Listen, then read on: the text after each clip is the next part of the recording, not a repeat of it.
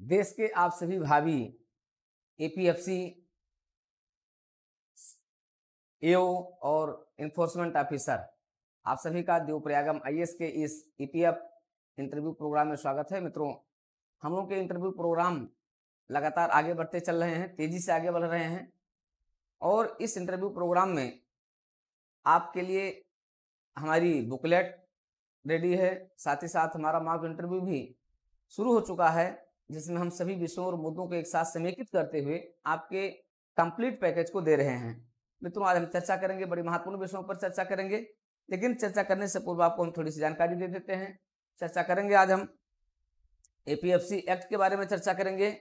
ठीक है, EPF act 1952 जो आया और इस ईपीएफ एक्ट 1952 की विशेषताएं क्या क्या हैं, किस प्रकार से एक जो आपका ईपीएफओ संगठन है, ईपीएफओ संगठन किस प्रकार से कार्य करता है, देश भर में ईपीएफओ संगठन के अधिकारी कैसे और कहां किस प्रकार से कार्य कर रहे होते हैं, इन पर सब पर चर्चा करेंगे, डिटेल चर्चा करेंगे। लेकिन आपको बता दें, ये हमारी सारी क्लासेस आपके यूट्यूब चैनल पर तो कुछ जा ही रही है, साथ ही साथ हमारे ऐप पर चल रही है। पूरी क्लास आपको ऐप पर, देवप्रयागम आईएएस ऐप पर चल रही है। तो अगर आप हमारी इस पूरी क्लास से जुड़ना चाहते हैं, सारे विषय वस्तुओं पर क्रमबद्ध रूप से अध्ययन करना चाहते हैं और एक स्ट्रेटजिक तरीके से अपनी तैयारी को आगे बढ़ाना चाहते हैं, मॉक इंटरव्यू में छोटी छोटी कमियों को दूर करना चाहते हैं, यह मॉक इंटरव्यू आपके छोटी छोटी कमियों को दूर करता है। आपके अंदर बोलने का अभ्यास, इंटरव्यूअर के सामने आप कैसे अपने आप को प्रस्तुत करें, इंटरव्यूअर के सामने आप जो बोल रहे हो उसका फ्लो कैसा होना चाहिए, आपका प्रेजेंटेशन कैसा चाहिए। मित्रों, आप सभी जो अब तक इंटरव्यू में कभी अपियर नहीं हुए हैं, आपको अपनी तैयारी को बिल्कुल बेसिक से करना है, ना कि आपको सूरज और चांद के सपनों को दिखा करके आपको सीधे आसमान पर पहुंचा दिया ना है। नहीं, आप अपनी तैयारी को बिल्कुल जीरो से, बेसिक से शुरू कीजिए। आपके पास अभी बहुत समय है। आपका इंटरव्यू अगर शुरू भी होगा तो सितंबर के मिड से शुरू होगा, सितंबर में के लास्ट से शुरू हो सकता है, सितंबर के मिड से शुरू हो सकता है। तो इसलिए आप बिल्कुल परेशान ना होइए। आप हमारी इस क्लास के साथ जुड़ करके आप 15 दिन में, 10 दिन में आप अपने आप को क्या कर सकते हैं, अपने आप को तैयार कर सकते हैं। इसलिए बिल्कुल प्रेशर लेने की कोई जरूरत ही नहीं है। इतना बेहतरीन तरीके से आपकी प्रिपरेशन होगी, इतने जीरो लेवल से आपकी प्रिपरेशन होगी कि आप जीरो से और हीरो बन जाएंगे।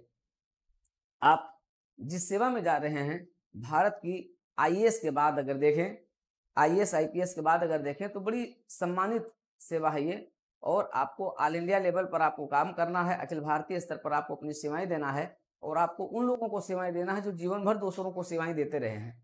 ठीक है, शानदार सेवा है आपकी, एक बेहतरीन करियर निर्माण से जुड़ी हुई सेवा है। तो मित्रों, इस सेवा को एक ड्रीम के रूप में देख करके, एक ऐसा ड्रीम जो आपका लिविंग ड्रीम है, उस लिविंग ड्रीम के तहत अपनी सर्विसेज को आपको चॉइस करना है और आपके पास एक गोल्डन अपॉर्चुनिटी है। इस अपॉर्चुनिटी को आप अपने हाथ से मत जाने दीजिए। तो आज ही और अभी देवप्रयागम आईएएस ऐप डाउनलोड कर लीजिए, साथ ही साथ आप डीपी आईएएस यूट्यूब चैनल के साथ जुड़ जाएं, जहां पर आपको सारी चीजें मिलती रहे। तो डीपी आईएएस यूट्यूब चैनल को जरूर आप सब्सक्राइब कर लीजिए।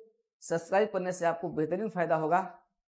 मित्रों, आप जानते हैं कि ईपीएफ एक्ट क्यों लाया गया? इसके लाए जाने का जो सबसे बड़ा कारण यही था कि भारत सरकार द्वारा जिस प्रकार से अपने कर्मचारियों को मोटिवेशन बनाए रखने के लिए, इनको मोटिवेट करने के लिए, इनके करियर की सुरक्षा के साथ साथ इनके भविष्य की सुरक्षा के लिए अपना एक संगठन बनाया गया, अपना एक मंत्रालय बनाया गया। ठीक है, और उसी मंत्रालय के अधीन जो आपका श्रम मंत्रालय, श्रम एवं रोजगार मंत्रालय लेकर के आया गया, उसी के अधीन सारे एम्प्लॉयज के लिए, और सेंट्रल गवर्नमेंट के ही एम्प्लॉयज नहीं, ये स्टेट गवर्नमेंट के सभी राज्यों के एम्प्लॉयज के लिए, साथ ही साथ निजी क्षेत्र के एम्प्लॉयज के लिए भी एक क्या था, एक आधार पुस्तिका को लाना था, जिससे कि उनके लिए एक विशद चीजों को लाया जा सके। और इसीलिए क्या लाया जाता है, भारत के राष्ट्रपति के अध्यादेश से। यह अध्यादेश कब लाया गया? 15 नवंबर 1951 को लाया गया।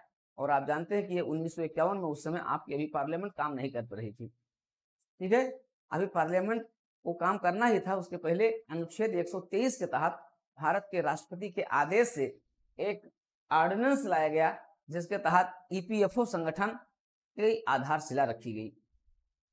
तो आधारशिला रखने का मेन कारण यही था कि एक ऐसा ऑर्गेनाइजेशन हो जो संगठन में कर्मचारियों के लिए, अधिकारियों के लिए और इन सभी कार्मिकों के लिए उनके भविष्य को सुनिश्चित करने के लिए मूल रूप से उनके पेंशन के संबंध में, उनके भविष्य निधि के संबंध में और उनके, ठीक है, भविष्य निधि, पेंशन और बीमा के संबंध में, जीवन के साथ भी जीवन के बाद भी, ठीक है। तो उस बीमा के संबंध में एक ऐसा प्रोविजन करना था, एक ऐसा प्रावधान करना था जिस प्रावधान के तहत इन्हें उनके जीवन को सुरक्षित किया जा सके, इनके जीवन को अधिक से अधिक सुरक्षा प्रदान की जा सके, जिससे कि आफ्टर रिटायरमेंट अर्थात सेवानिवृत्ति के पश्चात एक बेहतरीन तरीके से अपना जीवन यापन कर सके और एक सम्मानजनक जीवन जी सके, इस गर्व के साथ, इस सम्मान के साथ कि हम आजीवन भारत सरकार की सेवाओं में, राज्य सरकार की सेवाओं में या किसी भी कारपोरेट ऑर्गेनाइजेशन में, आपके कारपोरेशन में वो अपनी सेवाएं देते रहे हैं या सरकारी कंपनियों में अपनी सेवाएं देते रहे। तो इन सभी के कार्मिकों के लिए एक सम्मिलित प्रयास के रूप में क्या लाया गया? ईपीएफ एक्ट 1952 लाया गया। उसी ऑर्डिनेंस को क्या किया गया? भारत के राष्ट्रपति के आदेश को, यानी ऑर्डिनेंस को पार्लियामेंट द्वारा जब नई पार्लियामेंट में दिया गई, उस नई पार्लियामेंट के 15 नंबर के 15वें संशोधन, 15वें जो है विधेयक के रूप में इसको पेश किया जाता है पार्लियामेंट में और पार्लियामेंट इसको पारित कर देती है। ठीक है, पार्लियामेंट जब इस विधेयक को पारित कर दी तो ये विधेयक क्या बन जाता है? अधिनियम बन जाता है, एक्ट बन जाता है और ईपीएफ एक्ट 1952 में लाया जाता है। ये संसद का 15वां बिल था। ये संसद का अगर देखा जाए तो 15वां विधेयक था, 15वां बिल था।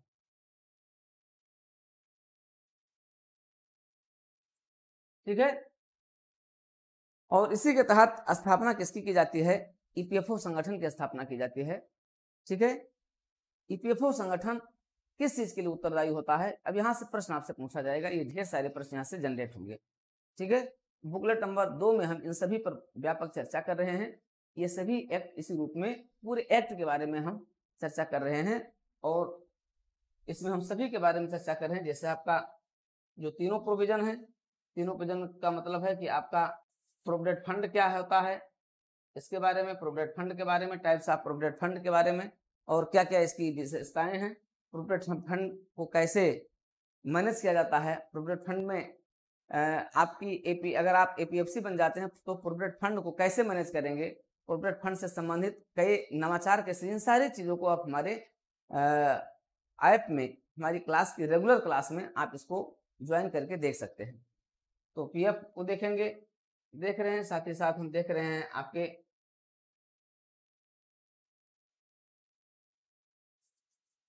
बीमा को देख रहे हैं,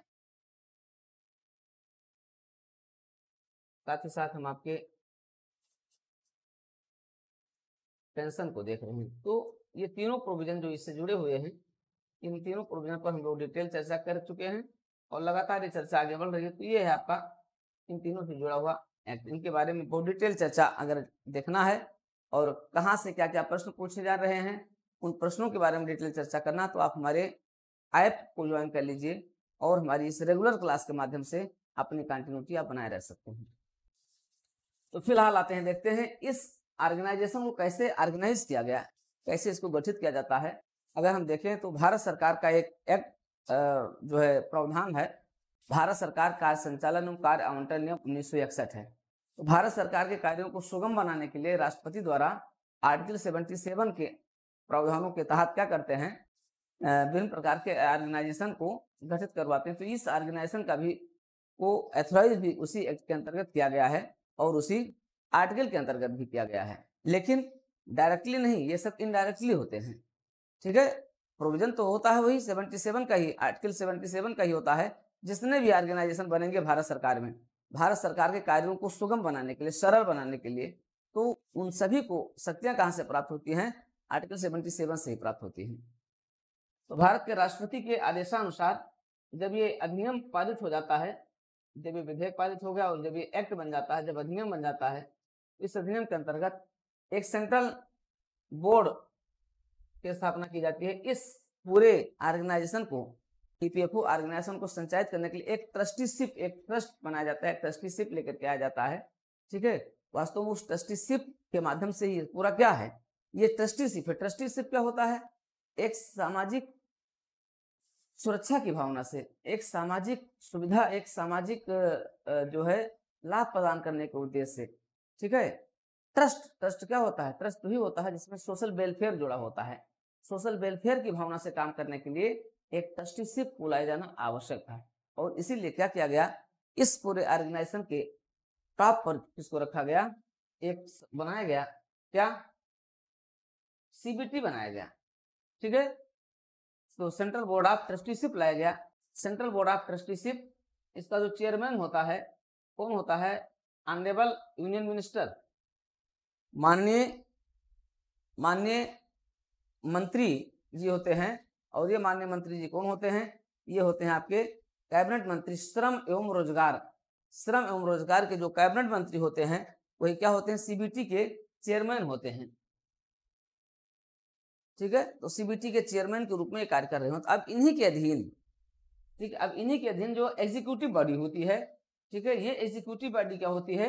ये एग्जीक्यूटिव बॉडी होती है आपकी, जो आपके जैसे हमने आपको बताया था कि एक राजनीतिक विंग होता है, एक प्रशासनिक विंग होता है, और एक आपका हेड ऑफिस जो होती है, ठीक है। उसी के तहत इम्प्लीमेंटेशन के लिए, जिसको आप डायरेक्टोरेट कहते हैं या जिसको आप जो है एक कार्यकारी विभाग कहते हैं, हमने इस जो अपनी पिछली क्लासेज में इन सब पर चर्चा किया हुआ है, ठीक है। अगर इन सारी चर्चाओं को आप देखना चाहते हैं तो ऐप के साथ साथ हमारे DPIS यूट्यूब चैनल को आप सब्सक्राइब करके इस चीज को प्राप्त कर सकते हैं, क्योंकि यूट्यूब चैनल पर समय समय पर चीजों को आपको प्रस्तुत किया जा रहा है, आप यहाँ से भी देख सकते हैं। लेकिन फिर भी ऐप की जो सिस्टमेटिक स्टडी है वो एक अलग है।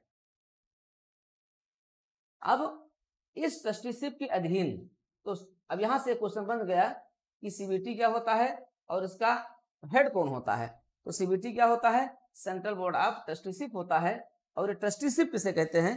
ट्रस्टीशिप का मतलब होता है कि जो सोशल वेलफेयर की भावना से कार्य करे। इसमें सोशल वेलफेयर की भावना निहित होती है, उसको हम ट्रस्टीशिप कहते हैं, ठीक है। तो आप ट्रस्टीशिप को इस रूप में जाने जिसमें सोशल वेलफेयर की भावना निहित होती है, ठीक है। तो अब इसके अधीन क्या होता है? पूरा CPFC होता है, और इसके दो ऑफिस कार्य कर रहे होते हैं। एक तो आपको इसका हेड ऑफिस होता है। अब यहाँ से आपको आगे पढ़ना होगा हेड ऑफिस के रूप में, जोनल ऑफिस के रूप में, क्योंकि आपका संबंध किससे है? जो APFC होता है, ठीक है, वो APFC कहाँ से जुड़ा होता है? हेड ऑफिस से जुड़ा होता है और जोनल ऑफिस से होता है। और इस हेड ऑफिस और जोनल ऑफिस के साथ अब इसका पूरा बंटवारा क्या किसमें किया गया? पूरे देश भर में किया गया है। पूरे देश भर में इसी ऑफिस को क्या किया गया है? बांट दिया गया है। और स्वयं उत्तर प्रदेश भी इसमें विभाजित किया गया है। उत्तर प्रदेश को अगर आप देखेंगे तो उत्तर प्रदेश में कितने हैं? कुल 9 जो है ऑफिस लाए गए हैं। आपके जो रीजनल सेंटर हैं, ठीक है, वो आपके उत्तर प्रदेश में कुल 9 हैं। तो इनको भी हम लोग क्या करेंगे मित्रों? इसी में डिटेल चर्चा करेंगे। इसी स्ट्रक्चर को, इसी संरचना को हम डिटेल चर्चा करते हुए आपको बताएंगे हेड ऑफिस में क्या कार्य होते हैं, जोनल ऑफिस में क्या कार्य होते हैं। अगर आप APFC बन जाते हैं तो APFC बन करके आप कहाँ तक, इस पद पर कहाँ तक आप प्रमोट होंगे और आपकी रिस्पॉन्सिबिलिटीज क्या क्या होंगी, ठीक है। तो आप जानते हैं कि ये जो आपकी सर्विसेज है बड़ी बेहतरीन सर्विसेज है, और इस सर्विसेज के माध्यम से आप क्या करेंगे? इस कार्य में, अर्थात आप प्रोविडेंट फंड में, आप बीमा में और पेंशन में जो कर्मचारियों की होती है, इसमें आप निरंतर नवाचार करते रहेंगे, इनकी समस्याओं को दूर करेंगे, और कर्मचारियों को एक रिटायरमेंट के बाद उनके एक बेहतरीन करियर के लिए, उनके एक बेहतरीन जीवन यापन के लिए आपके माध्यम से उन्हें अधिक से अधिक सोशल सिक्योरिटी प्राप्त होगी। तो सोशल सिक्योरिटी प्राप्त होगी, इन सभी प्रावधानों को, बंधों को हम लोग इसके अंतर्गत देखते हैं और देखेंगे। तो अब हम अपनी दूसरी क्लास में देखते हैं, इसके प्रोविजन को देखेंगे, जहां हम आपको बताएंगे कि जो CPFC होता है,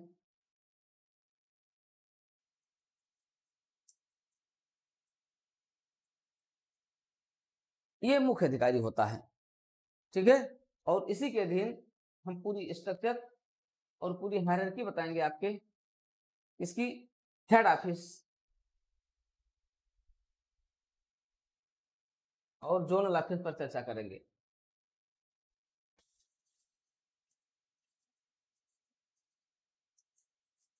जोनल ऑफिस पर चर्चा करेंगे, लेकिन ये चर्चा हमारी अगली क्लास में होगी। तो आपको अगली क्लास में अगर बने रहना है तो आप हमारे DPIS यूट्यूब चैनल को सब्सक्राइब कीजिए और हमारे रेगुलर क्लास को अगर आप प्राप्त करना चाहते हैं तो आप जो प्रयागम IAS ऐप को डाउनलोड कर लें और वहां से आप अपनी हमारी रेगुलर क्लास को प्राप्त करें। मॉक इंटरव्यू शानदार तरीके से प्राप्त करें मित्रों। मॉक इंटरव्यू में छोटी छोटी कमियों को आप दूर करें। आपने बोलने का अभ्यास करें, किस प्रकार से आपको शब्दों को बोलना है, अच्छे अच्छे शब्दों का आपको चयन करना है। इन सभी के लिए आप हमारे ऐप के साथ जुड़ करके अपनी बेहतरीन स्थिति को प्राप्त कर सकते हैं। तो हम अपने अगली क्लास में चर्चा करेंगे हेड ऑफिस के बारे में, जोनल ऑफिस के बारे में और APFC के कार्य के बारे में, APFC की पूरी नवाचार के बारे में। अगर आपको APFC बना दिया है तो आप इनोवेशन क्या लेकर के आएंगे, इन सभी पर चर्चा करेंगे अगली क्लास में। तो अगली क्लास के लिए आप हमारे साथ जुड़े रहें और DPIS यूट्यूब चैनल को आप ज्वाइन कर लें, सब्सक्राइब कर लें, लाइक करें और शेयर भी करें। तो आइए बने रहिए DPIS के साथ। आपके स्वर्णिम भविष्य की हम कामना करते हैं कि आपका स्वर्णिम भविष्य इस EPFO संगठन में बेहतरीन तरीके से, शानदार तरीके से चयनित होकर के आप अपने जीवन को आगे बढ़ाएं, जीवन यापन करें।